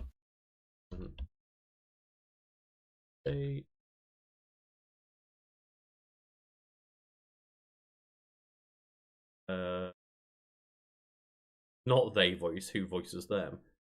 Neil Newborn. There we go, yeah. Like, just his line read of him being like, "Look, I just want to feel safe with you. Can I do that?" And it's just like you feel the weight of the fucking world on his shoulders when he says it. Yeah. And when you first encountered him, you and a mutual friend keep saying, like, "I hate Astarion, he's such an arsehole." Well, like, I don't now, but that was what I was saying at the beginning, right? Same with, like, Shadowheart and Lae'zel, like, a lot of the characters in Baldur's Gate, like, initially come across as pricks. Except for Karl. Well, and Gale, to be fair. Like, Gale was quite likable from the beginning. In fact, Gale maybe gets slightly less likable depending on how you, like, talk to him, right? Yeah, when he gets, like, power hungry and starts eating your shoes. He does. He just keeps eating all magical items. Yeah, but tell me more about Jack. Well, I was going to say, just as a weird thing for us to mention specifically, if people have not gotten, like, tracked down the clip or seen the clip go viral already, like, it's such a weird crossover of interests for us and Wiki Weekdays enjoyers of Neil Newborn doing the voice for Astarion, doing the line from Come Dine With Me of, like, "Jane, you absolute bitch, you have all the, like, fucking the modicum of a dump truck backing up," or whatever he says. We need to do another episode on Come Dine With Me, just so we can put more clips of Come Dine With Me in. We do, but, like, last thing is, if anyone's seen us talk about Come Dine With Me and knows that line, Neil Newborn got asked to do that line as Astarion at, like, a panel, and it works, right? The clip is fucking golden. Oh, that's all I want. I don't want people to get voice actors to like, "Oh, can you do my outgoing message on my phone?" or "Can you record a message from my mum?" I exclusively want voice actors to record, not memes, because memes are too, like, they age too poorly. Mm-hmm. I want them to specifically voice random clips from crap reality TV as the character. But I don't want Ben Starr doing anything but, like, you put the fucking, like, Clive voice on, and I want you to read out lines from like Four in a Bed. I agree. However, I also am so glad that Ben Starr did like the Balatro advert. Like the image that I keep using at random Yeah. points of just Ben Starr as the Joker. And Do you like, get annoyed by Ben Stark? It's like you can't be that talented and that good looking. It's not fair. You and can be one so or the other. nice seemingly as well. Yeah, Like, God fucking damn it. It's like, you can be one or the other. yeah, it's there's like a French like chocolatier who's like Marie Gouchon or whatever, who's like really popular on like social medias and stuff, and Mhm. got their own Netflix show of like the School of Chocolate, I think it was. I think I've seen that. Yeah, I've seen a few clips of that. And like he's like really good looking, super fucking talented, seems really fucking nice. Is like just is like goddamn like We talked about earlier, right? yeah. Like the Ace Rimmer thing of like, there's just a guy out there who's like Mr. fucking Wonderful with a PhD and be having a big dick that everyone loves, and it's like you look at me and go, you can't even be mad. Like obviously being mad is a you problem. Just be happy for them. That's like We're we're saying in a joking way, jokingly right? being mad, but I am like good for you. But it is It's just like like when god damn. like when a YouTuber does a face reveal, right, and they're really good looking. It's like, fun. Do you remember the opposite of when there was like that Minecraft YouTuber Dream and they always wore like the Oh yeah, mask and they took he's the like a mask off guy, and it was like, oh, he's just a regular a dude. guy. Yeah. And everyone was like, oh my god, I'm so upset. It's like, what did you expect? They're just a normal looking person. It was a great story about that. It's like it was on Reddit one time. Like, what's like the biggest meltdown you've ever seen? It's like I watched like a Naruto movie, like Naruto, in like the cinema, and everyone was like fawning over one of the characters from Naruto. And then right at the end, they had like they had a big Q&A for the voice actors in English. And when they brought out one of the voice actors, and it was just like looks like someone's mum. It's like obviously it's just some like woman in her 40s who's been voicing him for 20 years. It's just obviously, in fact, it was like I said, just someone's mum, and just the crowd went absolutely ape shit. It's like you feel bad for them, right? It's like, Yeah. man. God, it's sometimes it's the opposite though, right? Of like, obviously it's Hollywood, so ugly people aren't allowed anyway. But like, Not when of you do this. like the reveal for like Ghost in the MCU, and it's like Hannah John Kamen, you're like, The why fucking would you put a supermodel mask walks on out. that face? God damn. Like, dear God. They not only got to glow up in that movie, their suit got to glow up as well. The mask looks even better.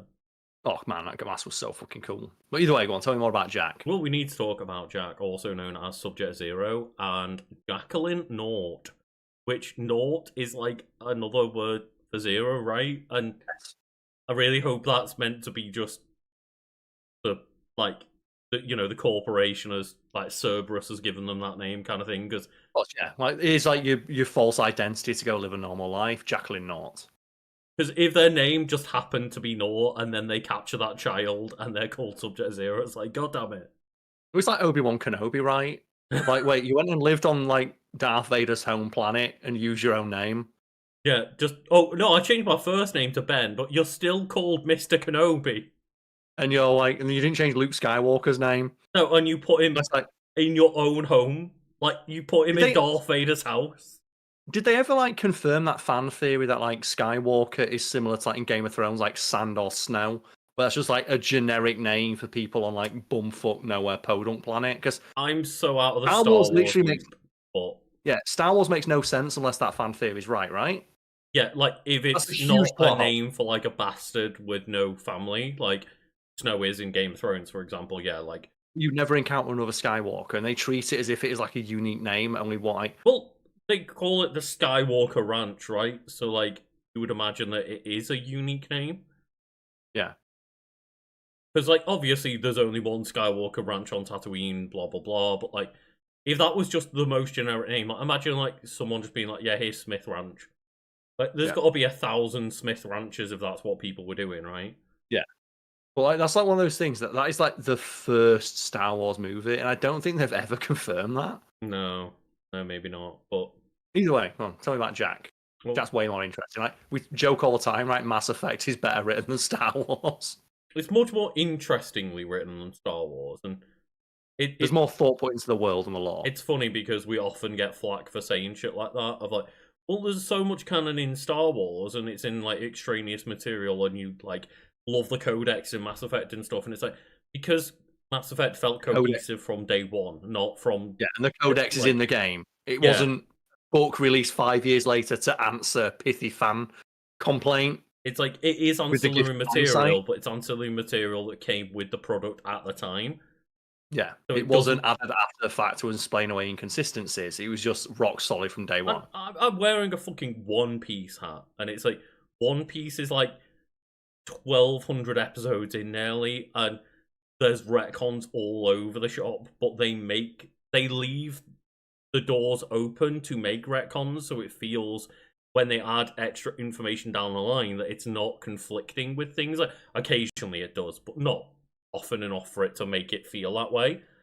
It is satisfying though when like creators are on their fucking when they're on the ball with their lore, right? Where like they're just like this shit's rock solid. Like it's like Star Wars, the Clone Wars. See, a power get introduced in One Piece like a couple hundred episodes in. I'm talking anime arc wise, not manga. I've not read the manga, so I don't know chapters wise, but couple hundred episodes in, like someone mentions and starts talking about like mantra, and then a couple of hundred episodes after that, people start talking about haki, and like the interpretation is basically that they're the same thing, but they were from different lands. They just have different words for the same things, and like it's essentially the author figuring out that power set over time, but it feels melded into the world correctly.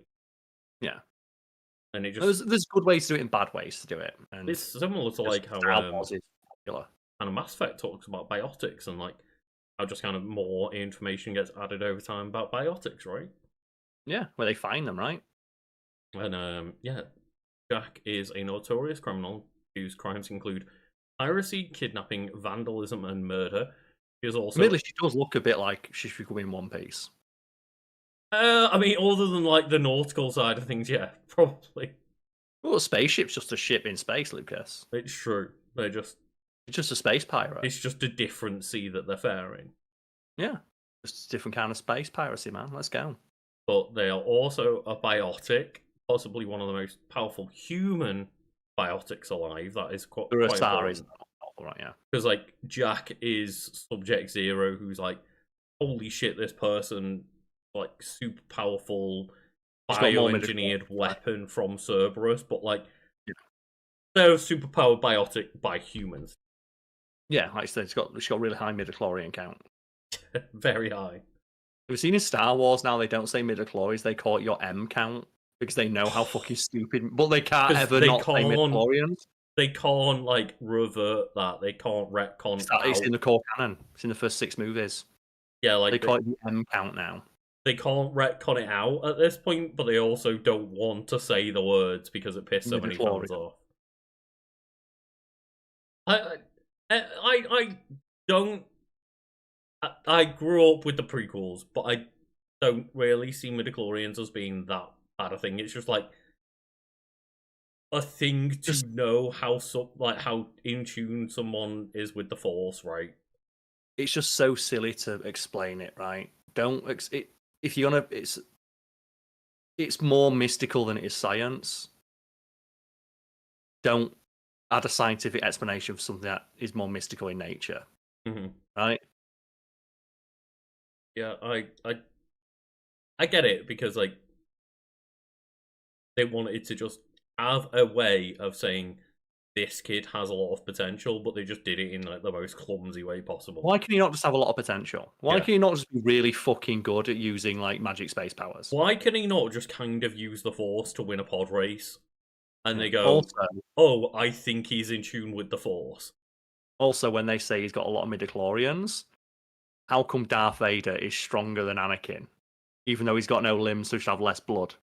Do they put more midichlorians in? In which case, can you inject midichlorians into people? Just start fucking juicing, just steroid. Because when you think about it, right? Darth Vader doesn't have like all of his limbs.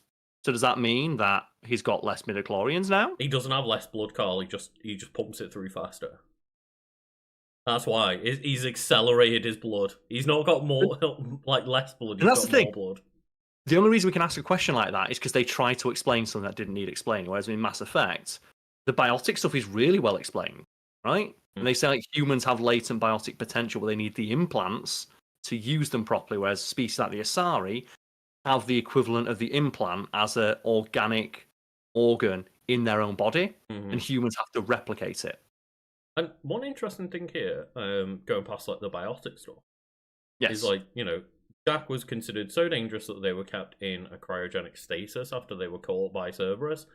They were like a child experiment though, so they'd escaped as a child, then got recaptured. But she has potential romance interested for a male,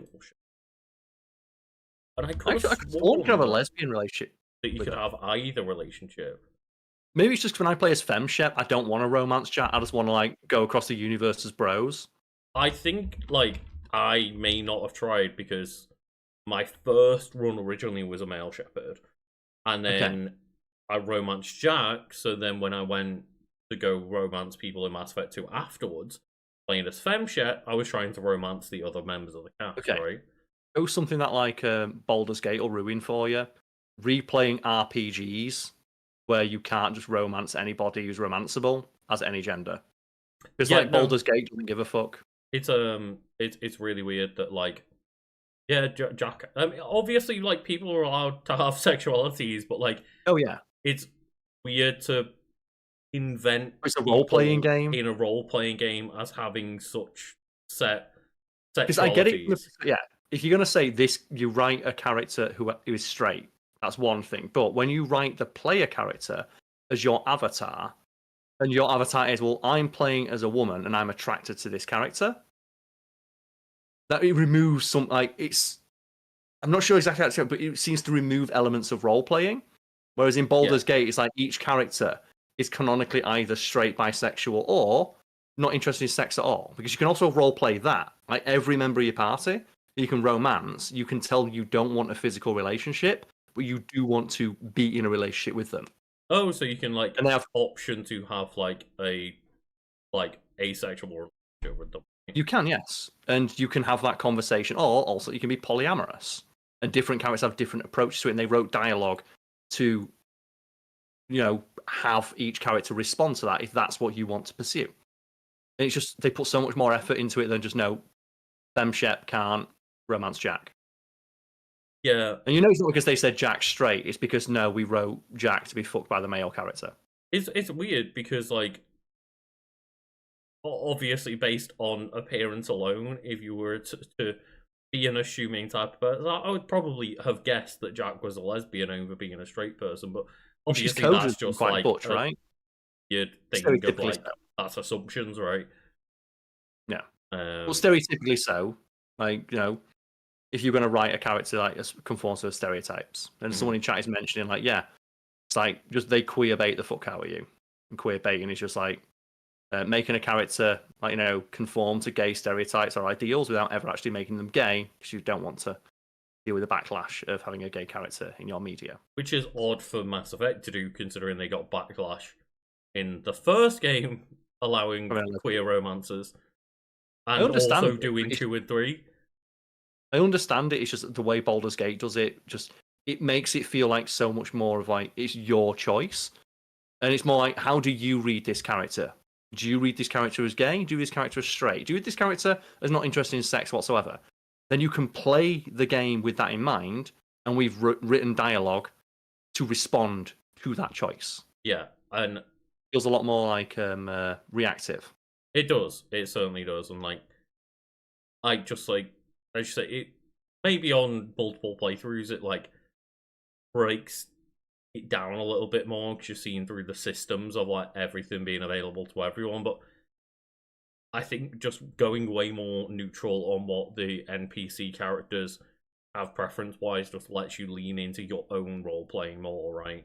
Yeah, I think it's like the Sims approach where we talked about, and we had the Sims episode with Blasian, right, where the Sims was inadvertently really sex positive because they just made it so that every Sim was canonically bisexual because it was easier than programming the Sims to have sexual preference.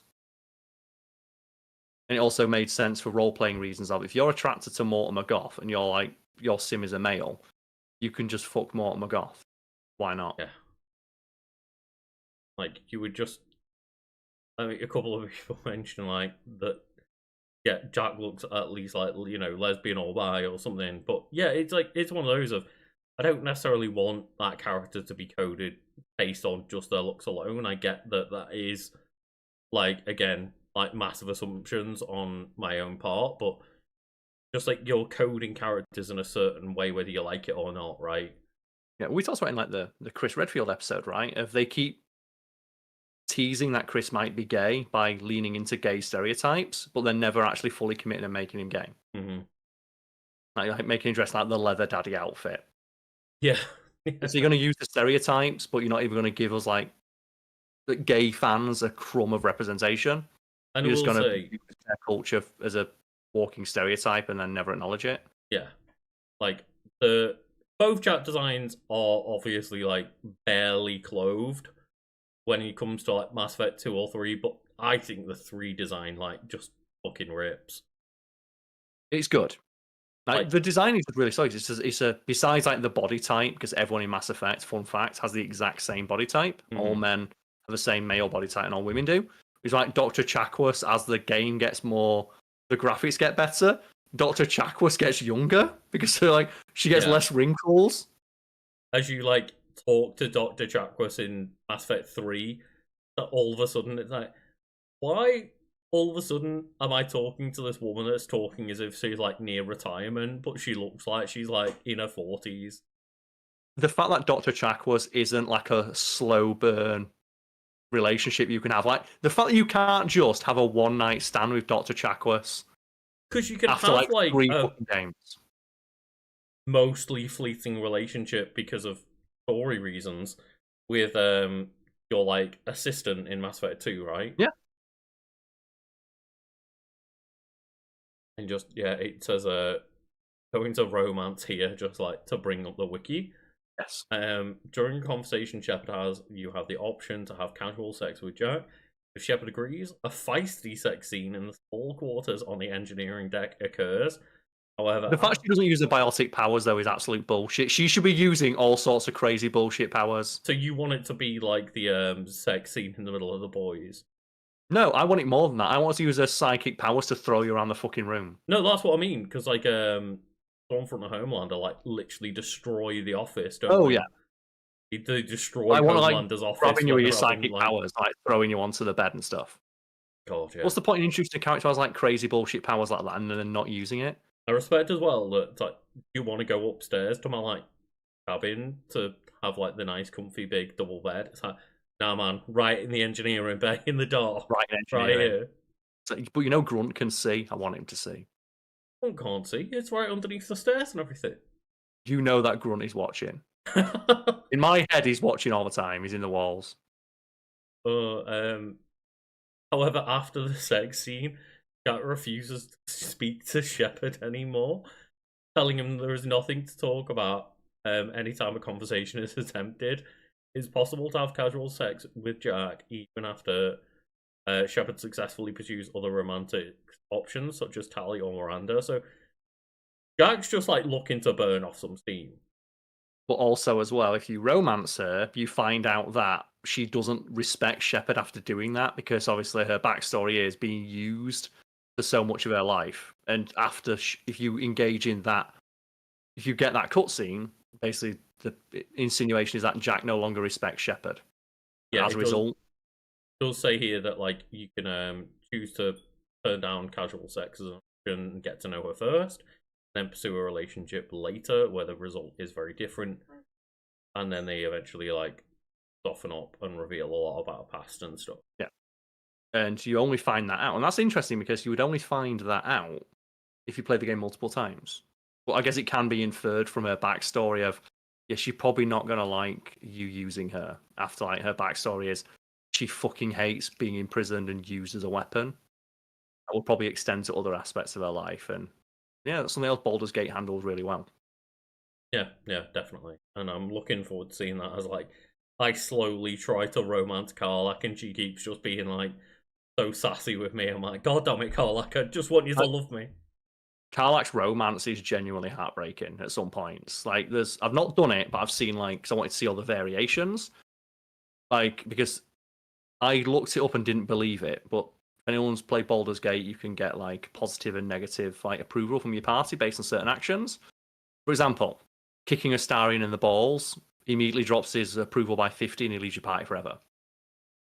The single biggest drop of any character for any action is 100 points, and it happens if you sleep with Karlach and then tell her you don't want to date her anymore. God, no. It's a 100-point drop. You get a smaller drop if you intentionally let a Starion die. And he comes back to life, and he actually forgives you for it and respects you a little bit for letting him die because he finds it funny. Oh. Because her story is she was used as a weapon, and it's like basically the long con of like getting her to lower a guard to sleep with her and immediately drop a guard. She immediately just gets a 100-point drop in a relationship. That, yeah. She'll never talk to you. Disrespect, like, from you as a character, yeah. And that's why I was really careful, because I basically started to like get to know Gale. Gale was like basically hitting on me, right? Seducing me with their magical prowess. And Gale's like, hey, we could take this a bit further. I'm like, no, I'm okay. I'm okay, because I just want Karlach. It's okay. The interesting thing is, like Karlach, and this is another one that cuts you like, got to give a shout out to like the voice, that's how good it is. There is a point in the game where you can suggest polyamory to Karlach. And on the surface, she says that she's okay with it, but the way the actress delivers the line, you can tell she's 100% not okay with it. And she's uncomfortable with the situation, but wants to be with you, right? Yeah, and it's like she's scared that if she says no, you'll break up with her. And it's fucking harrowing. And they'll say here as well, en route to the final mission, Jack comes to Shepard in his cabin, tells him she's been thinking a lot about him, right, and she needs some. Jack gives in. And she blows open the airlock and you fly to space. Apparently, Jack gives in and shows a very vulnerable and emotional side. And obviously, the one thing I also wanted to just double check is like, what does Mordin say? Because Mordin, every time that you want to romance someone, has got like. Gives you the... So, bro, wrap up first, but man, you should high five you. Hook me up, because like there was the time when we were talking about like who when we did a playthrough on my Twitch, who was it that we were talking to them about sleeping with, and Morin was like, this is not a good idea. Oh, it's like Samara, right? Oh no, it was Morinth, right? Oh yeah, she straight up says, if you have sex with me, you'll kill you, and Shepard's like, no, I'm built different. Yeah. I'm built like Shepard's like, you know what, spoilers, Shepard's not built different. No. But it's so funny that you can railroad yourself. You get like 3 opportunities to not sleep with like her, right? Morinth, yeah, because like they are every time they tell you it's a bad idea. They are a space succubus who tells you, yeah, I kill people when I sleep with them. But no, they don't tell you that when they get to know you. They're like, but maybe you're different, Shepard, and that's obviously how they get people every time. And I remember we talked about it for like half an hour in the playthrough. Like, that's so genius, because it's obviously she uses that as like the lure to get men in, but also at the same time, it does work on a meta level, because as the player, you don't think that the game would kill you for making a decision that is offered to you. And also, just as Shepard, from a role-playing perspective, Shepard died and got like brought back. Yeah. Like, Shepard is built different, but the fact it kills you, and it's like, Shepard's like, worth it. And it's just game over. Game over, man. Just fade into oblivion with a smile on his face. And, oh no, yeah, someone mentioned, Thane in the chat, and I think Thane was the person we were actually romancing. We just did the curiosity check with Morinth, but like, Mordin's giving advice on like, here's how you can have sex with Thane, and here's how you do it without him like poisoning and shit. It's great, because like Mordin's just there being like the bro of all bros, regardless of who you romance. And when it comes to Jack, they're like, well, mostly concerned about the fact that she's likely to either accidentally or purposefully kill him if he keeps trying to get close to Jack. And Mordin will offer to send information packets on biotics and Mass Effect field manipulation to Shepard's quarters. Yeah, there's a good chance that Jack is so strong that whether they want to or not, they might just murder you with sex. Yeah. It's like that bit in like The Boys, isn't it? Where like they go to like the superhero support group of people being injured, and that guy's like, Yeah, I was sleeping with a girl who had ice powers, and she froze my dick off. Yeah, she snapped his dick off. Or the can't remember the name of the character, but the one in season 1 where it's like A-Train's girlfriend. No, yeah, Popclaw. Popclaw, yeah, and she just Crushes that guy's head. brushes someone's head off mid-sit, and it's Do you know one like, of my favorite like fan theories as well? Because the other dude who says like she froze my dick off, he's like in other episodes as like an employee of Vought, and there's a really oh, interesting fan theory that he's a plant to encourage people not to like go vigilante on soups, because like his whole thing is like, yeah, I'm not mad about it though. I come to terms with it. And it's like, you think if any dude out there their dick snapped off by a superhero, they go more than Billy Butcher on them, right? yeah, because he's one of the marketing dudes, right? And he never talks about not having a dick. Presumably, why would you? But Yeah. so there's a theory that he's a plant from Vought to discourage those groups from like taking vigilante action or suing Vought by superheroes. I like that. And just around, the one thing I want to mention is like Jack and Miranda, fuck them, because they stopped my first playthrough of Mass Effect 2 being the perfect run. Oh, did they fall out? They fall out. They have a massive like fallout, and I sided with Jack because I wanted to romance them, but then that meant that Miranda ended up dying, and like, yeah. And either way, I saved everyone, but the fact that one of them fell out with me, and I didn't have the fully maxed out Renegade, because I was trying to do like a mixed run. I wasn't min-maxing it or anything. I was just doing what I wanted You were role to do. playing in the role playing game. I was Could you role believe playing, it? yeah. And I was trying to be like more on the side of Renegade, but not min-maxing the fuck out of it. And yeah, just like I never, even with all the chances of like extra side quests and loyalty missions, I never ever got the chance to get high enough Renegade to actually fix that conversation. So just I ended up with one person dying because Miranda and Jack fell out. I'm like, oh, god damn it. Yeah, it happens though, right? And that's the beauty of like a role playing game. When you like fully start investing in the character and the story that you're crafting for yourself, you do get moments where shit fucks up. Like the full playthrough we did across all 3 games on your Twitch, where we just lost like Rex. And we said like if that was me and Lucas playing, we'd have quit, but we're role playing, help from like chat. Rex is dead. We've got to deal with this. Like, you made a shit decision, folks. We've got to live with it. I did slightly convince Chat that we needed to go down the good route to save Rex, and we shouldn't have done that. But you know, we committed to an option, and Rex got shot in the back of the head by Ashley, even though we told her not to do fucking anything. And then we, of course, immediately murdered Ashley. The worst character. I will like.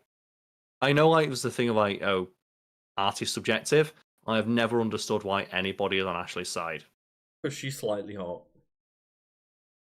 And like, oh, but she's got an excuse for being like spacist. But you're on a ship full of people from like across the universe. Fucking deal with it. Your entire crew, well, not entire crew, but many members of the main party are aliens that are not humans, and you are on like this pro-human, anti-alien rhetoric that like I just can't get behind. Yeah, like because that gets my boy Rex killed. She shoots Rex in the back of the head because she doesn't think that any Krogan can be trusted. The insinuation as well that she doesn't think that Commander Shepard could, if it came to it, could fucking knock out Rex. Yeah, like, oh, you need my help. It's like, no, I told you to do fucking nothing. Yeah, as well, she's insubordinate.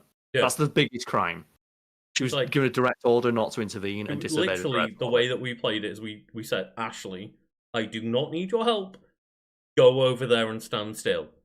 Do not do anything, because I knew there was the chance she would murder Rex. And then she still fucking came in there the moment Rex gets a little bit aggressive. And it's like, I could have talked Rex down, but no. Ashley decided it was for the best. Just the insinuation that at any point, like when you're in like breakfast on the Normandy, she just got the gun under the table waiting for like one of the aliens to It's like speak like at that her. fucking scene in Inglourious Bastards where they've all got the guns pointed on each Yeah. other's dicks, and it's like they're just waiting at any moment. Like, let's go. Oh god, fuck Ashley. Thank you all for joining. Thank you for listening to this episode if you made it this far. Yeah, if you did, thank you very much. And like, we do appreciate everyone who's like tuned in and listening and watching live. You can go check out the Discord found link below. Do you have a link for that? No, normally have a link somewhere out you It's can in the share. description. It's in the description. I'm gonna find it though. But here we go. There we go. There's a Discord here, so you can go check that out. Like you can go continue the conversation. The full episode will be posted in there later on. But otherwise, thank you for watching. We'll see you all next time. You can go and find the picture of Karl's shelf with like 20 copies of Final Fantasy X-2 on that. So many. So got that. But yeah, thank you all for watching, and see you all next time.